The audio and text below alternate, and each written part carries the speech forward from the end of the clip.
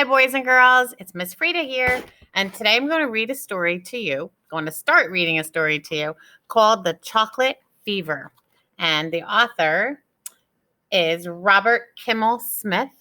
And on the back of the book, from the book blurb, let's get my glasses. It says, Henry's absolutely freaky over chocolate, loco over cocoa. He can't get enough until, it's chocolate fever. Okay, so we are going to start today with chapter 1. Sit back, relax, and listen and enjoy a great story. Chocolate Fever by Robert Kimmel Smith. Dedication, it says, for Heidi and Roger and all the other chocolate lovers in the world, especially Alex and Nate. Chapter 1, Meet Henry Green. There are some people who say that Henry Green wasn't really born, but was hatched, fully grown from a chocolate bean. Can you believe that? Anyway, this particular Henry Green we are speaking of was really born, not hatched, and had a wonderful mom and dad in the bargain. His father was tall and lean and wore eyeglasses, except when he was sleeping or in the shower. Mama Green, whose name was Enid, was a short, slim woman with blue-gray eyes and a tiny mouth that always seemed to be on the verge of a smile. They all lived in an apartment in the middle of the city, along with Henry's older brother and sister. Mark Green was 10 and tall and very good to Henry, except when they would argue, which was often, and then he would hit Henry on the head with anything that was handy, which sometimes was hard. But mostly Mark was fun to be with and only got angry when Henry called him Marco Polo. Mark didn't like that, and who would blame him? Henry's sister was very, very old, almost 14. She didn't ever argue with Henry or Mark. In fact, she hardly talked to them at all because she was so old and wise and almost grown up. Her name was Elizabeth. The other morning, which was a school day, at the end of the week called Friday, Henry, Mark, and Elizabeth were at the table in the dining room having breakfast.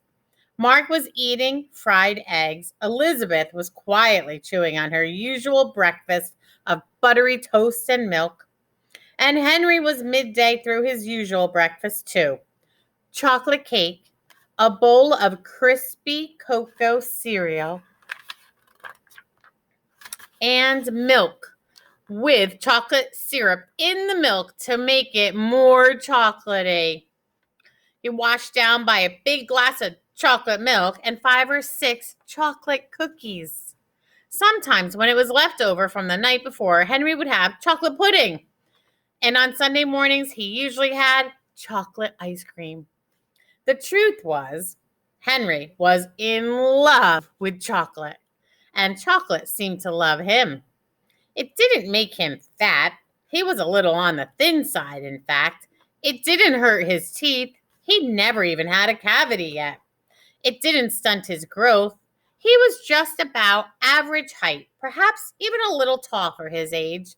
It didn't harm his skin, which was always been clear and fair, but most of all, it never gave him a bellyache. And so his parents, perhaps being not as wise as they were kind, let Henry have as much chocolate as he liked. Can you imagine a boy having a chocolate bar sandwich as an after-school snack? Well, Henry did just about every day. And when he ate mashed potatoes, just a few drops of chocolate syrup swished through them seemed to make them taste a lot better. Chocolate sprinkles sprinkled on top of plain buttered noodles were tasty too. Not to mention a light dusting of cocoa on things like canned peaches, pears, and applesauce. In the Greens kitchen pantry, there was always a giant supply of chocolate cookies, chocolate cakes, chocolate pies, and chocolate candies of every kind. There was ice cream, too.